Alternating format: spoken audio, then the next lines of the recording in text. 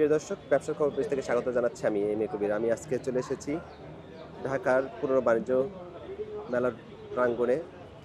প্রাণী সমাজ সপ্তাহ 2025 উপলক্ষে যে প্রাণীগুলো প্রদর্শিত হচ্ছে, সেখানে জিএ এগ্রোর থেকে আমরা জানার চেষ্টা করব কিভাবে দুম্বা লালন পালন করতে হয় এবং বাংলাদেশের প্রেক্ষাপটে দুম্বা লালন পালন করা কতটুকু লাভজনক।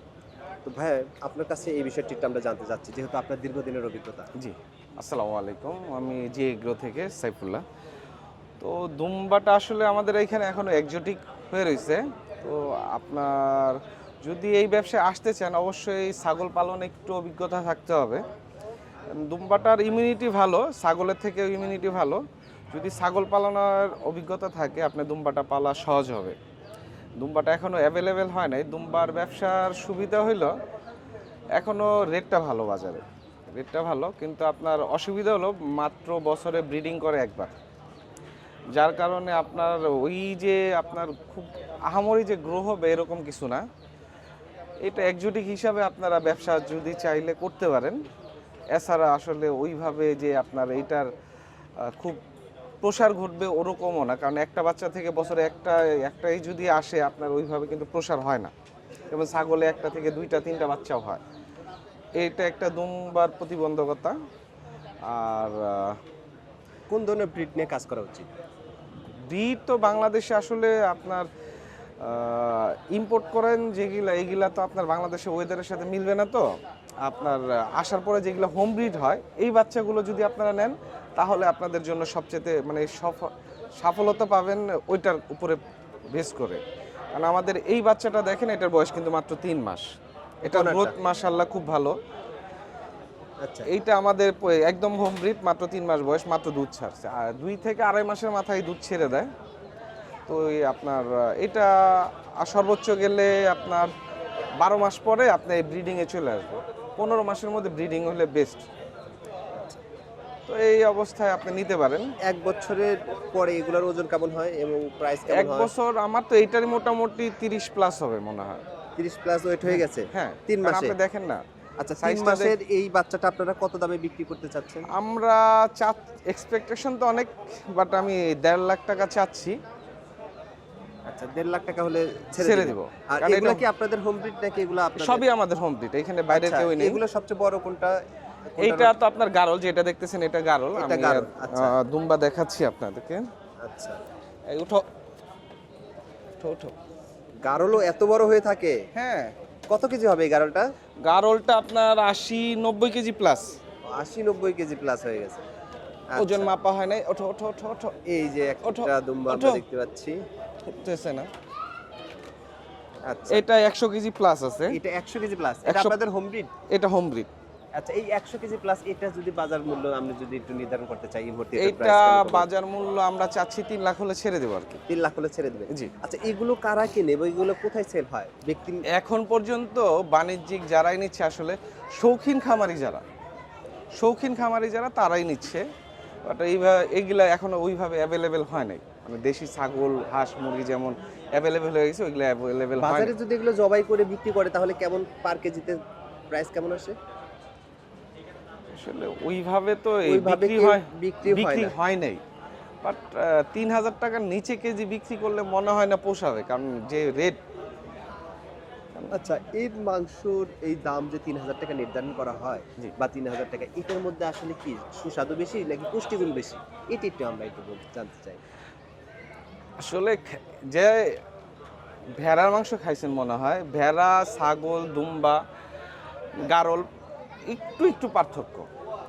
আহামরি যে পার্থক্য তেমন না, পুষ্টিগুণ প্রায় সেমই পর্যায়ে বলে। কারণ বৈজ্ঞানিক অনেক ব্যাপার থাকে, এগুলা তো আমার মুখস্থ নেই। তাও একবারে খারাপ না। রোগ বালাই কি কি হয়ে থাকে আর খাবার দাবারের এগুলা ছাগলে যা খায় সেম। আর রোগ বালাই ছাগলের থেকে কম। ছাগল থেকে কম। ইমিউনিটি খুব স্ট্রং এদের। সবচেয়ে স্ট্রং হলো গারলের। গারলের রোগ বালাই খুবই কম। মানে গারল পালন তাহলে বেশি লাভজনক। লাভজনক পর্যায়ে যে মানুষগুলো উন্মুক্ত পদ্ধতিতে বাসায় কয়েকটা করে পালে, তাদের জন্য গারলটা বেস্ট। এগুলো যে কোনো তাপমাত্রায় যে কোনো পরিবেশে এগুলা গারল যে কোনো পরিবেশে খাপ খায় না।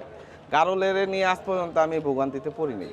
আচ্ছা বাট গারলটা হলো আমরা হলো যেমন গারলটা এমন কোনো কিছু খাবার নাই, মানে উচ্ছিষ্ট জাত থাকে খামারে সব খেয়ে ফেলে। এবং বেশ শান্ত স্বভাবের, হ্যাঁ, শান্ত ছাগলের চেয়ে শান্ত। না না, ছাগলের থেকে শান্ত না। আচ্ছা ছাগলের মতোই চঞ্চল আছে, ভালো চঞ্চল আছে, এটা নিয়ে সমস্যা। আচ্ছা আপনার গুতাগুতি ভালো করে, খারাপ না। আচ্ছা, তাহলে দুম্বার ব্যাপারটা যেটা বললেন, এটার পরিচর্যাটা কেমন আর রোগবালাইটা বলবেন? এই ছাগলের মতোই, সেম টু সেম ছাগলের মতো পরিচর্যা যা করেন সম।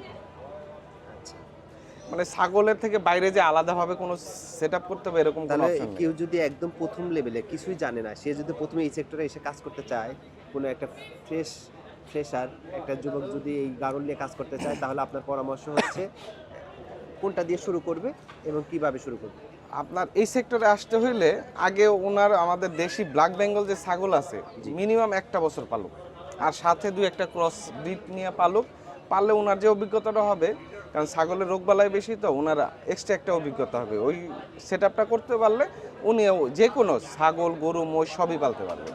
আচ্ছা, তার মানে প্রথমেই গাড়লে না, এই দুম্বাতে না এসে দেশিটা দিয়ে শুরু করে 2-1 বছরের অভিজ্ঞতা নিয়ে আপনার হ্যাঁ, গাড়লে যাওয়া উচিত। কারণ অভিজ্ঞতা ন্যূনতম না থাকলে আপনি এগুলা পালতে পারবেন না। কারণ ভ্যাকসিনেশনের ব্যাপার আছে, ঠান্ডা ওয়েদার, আপনাদের ফার্মে টেম্পারেচার। কি পরিমাণ এই মুহূর্তে ছাগল এবং গাড়ল রয়েছে? আমাদের দুম্বা আছে 20-25টা প্লাস হবে, 20-25টা প্লাস। গারল টারল মিলে আপনার গারল আছে প্রায় 30টার উপরে। ছাগল ভেড়া দুম্বা সবই আছে আমাদের, সমন্বিত খামার। গরু আছে, হাঁস মুরগি এভরিথিং, মানে সমন্বিত খামার যা বলে আচ্ছা, সবই আছে। আচ্ছা, তাহলে এই যে আপনি বলছিলেন বাজারে এটা বিক্রি হয় না, রেস্টুরেন্টগুলো এগুলো কেনে না, শুধু শৌখিন খামার থেকে শৌখিন খামারিরাই কেনে। কিনে এইভাবেই বেচা কিনি বা এই বাচ্চাগুলো কারণ এইভাবেই হচ্ছে চলছে। এখন পর্যন্ত, কারণ ওইভাবে এইটা বাজারে ওইভাবে প্রসারও হয় না। কারণ কিন্তু কুরবানি ঈদে তো অনেকে আবার দুম্বা কেনে, কুরবানি ঈদের সময় ওইটা তো আপনার ইম্পোর্ট হচ্ছে, অনেক কম আচ্ছা। বেশি ইম্পোর্ট হচ্ছে। আবার যেমন দেশীয়গুলোও সেল হয়। দেশীয়গুলোও সেল হচ্ছে। যেমন ইম্পোর্টের আর দেশীয়টার মধ্যে স্বাদের পার্থক্য আছে না? টেস্টে স্বাদের পার্থক্য তো টুকিটাকি থাকে, কারণ ওইখানের খাবারের ওদের একটা মেনু আলাদা। আমাদের দেশে আসার পরে আমাদের পরিবেশ ভারসাম্য সব কিছু মিলে সব সেটআপই আলাদা, ওয়েদারের সাথে মিলবে না। আমাদেরটা কি একটু বেশি মজা হয় স্বাদের ক্ষেত্রে? আমি তো দেখলাম আসলে আমাদের টেস্ট অফ টাং আলাদা। আমাদের দেশের যেসব খাবারগুলো অন্য দেশের খাবারের সাথে আপনি কখনো মিলাইতে পারবেন না, জি। ওই সেম টু সেম হয়ে যায়।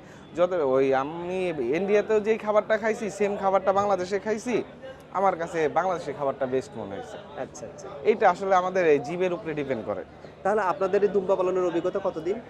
আমরা 4 বছর হয়ে গেছে। 4 বছরে আপনাদের এক্সপেরিয়েন্সে আপনারা কি বুঝতে পারলেন যে দুম্বা পালন লাভজনক নাকি বেশ ক্রিটিক্যাল নাকি লসে? ক্রিটিক্যাল বলতে গেলে কয়টা দিয়ে শুরু করছিলেন?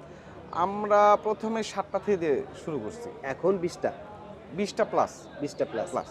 এখন কারণ এই দুম্বাটা হলো আপনার এক্সোটিক, তো আপনার ওই যে বছরে একটা আসে। আমার এই 7টা দিয়ে যদি আমি অন্য কিছু দিয়ে শুরু করতাম, আমার ছাগল এখন 100 প্লাস থাকতো যদি ছাগল শুরু করতাম। আচ্ছা আচ্ছা, কারণ এটা ওই যে বছরে একটা করে হচ্ছে, আমার ওইভাবে গ্রোথ হচ্ছে না। বাট রেটটা ভালো আলহামদুলিল্লাহ মাশাল্লাহ, যার কারণে আমরা আসলে বিক্রি করিনি এখনো, শৌখিনতার মধ্যেই রাখছি। আচ্ছা, আরেকটা বিষয় আপনি বলছিলেন আপনাদের খামারে কত ধরনের প্রাণী আছে? সমন্বিত আমাদের খামার বলছিলেন। সমন্বিত মানে হাঁস মুরগি, রাজহাঁস আছে, চীনা হাঁস আছে, এক্সোটিক কিছু হাঁস আছে, মুরগি আছে দেশি, আপনার ফার্মি আছে, আপনার ওই যে পাহাড়ি মুরগি যেগুলো বলেন ওগুলো আছে, এগুলো আছে, ছাগল গরু ভেড়া সব আছে, এভরিথিং। এভরিথিং। মাছ থেকে এই শুরু যে করে এতগুলা প্রাণী সম্পদের ভেরিয়েশনের মধ্যে আপনার অভিজ্ঞতা থেকে একটু আমি জানতে চাই, কোন পশুটা নিয়ে কাজ করলে সবচেয়ে বেশি লাভবান হওয়ার সুযোগ রয়েছে? বাংলাদেশের পরিবেশে আপনার গরুটা হলো ওয়ান অফ দ্য বেস্ট। আচ্ছা, বাট এটার ইনভেস্টমেন্ট একটু বেশি হয়, জায়গা বেশি লাগে। আর কম ইনভেস্টের মধ্যে ছাগল, এই যে হাঁস মুরগি গারল দুম্বা, এই কয়েকটার মধ্যে কোনটা দুম্বা better? তো আপনি এক্সোটিকে চলে গেলেন, দুম্বার ইনভেস্ট অনেক, অনেক গরু বেশি। থেকেও বেশি। আচ্ছা, আর গারল ছাগল হাঁস মুরগি এগুলোর মধ্যে কোনটা বেশি লাভজনক? আপনি ফার্স্টলি অভিজ্ঞতার জন্য শুরু করেন যদি, তাহলে আপনি দেশি ব্ল্যাক বেঙ্গল দিয়ে শুরু করেন, আচ্ছা, তারপর কিছু ক্রস ব্রিড নেন। আর দেশি হাঁস মুরগি, দেশি হাঁস মুরগি পাললে লাভ কি আপনার, এইগুলায় রোগবালাই কম, আপনি ছাইরাও পালতে পারবেন, কোনো সমস্যা নেই। এর সাথে আপনি কিছু ফার্মি পাললেন ডিমের জন্য, তারপর লেয়ার আছে, এইগুলা আস্তে আস্তে আগাবেন।